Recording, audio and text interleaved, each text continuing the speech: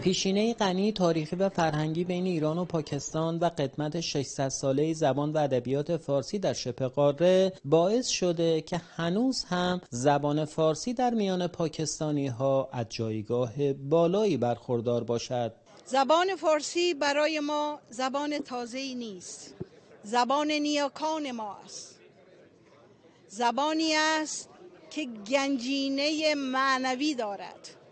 ما نمی‌توانیم که این گنجینه علمی و معنوی را از دست بدهیم. در کلانشهر کراچی، بزرگترین و پرجمعیت‌ترین شهر پاکستان، اسامی برخی خیابان‌ها به نام مشاهیر ایرانی نامگذاری شده است. خیابان به اسم خیابان فردوسی، خیابان سعدی، خیابان جامی، خیابان حافظ، اینها اسامی شعرای ایرانی هستش که روی خیابان‌های کراچی نامگذاری شده و عمدتاً هم در مناطق بسیار خوب شهر قرار گرفتن. اینجا هم شاهراه ایران، خیابانی که شمال و جنوب این کلان شهر را به هم متصل می کند.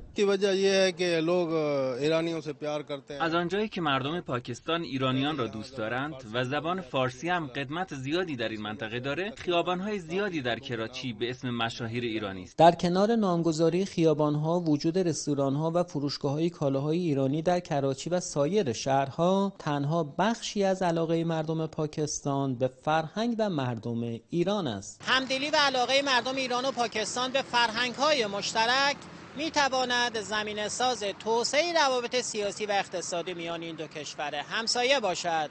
پیمان رحمانی، خبرگزاری صدا و سیما، کراچی.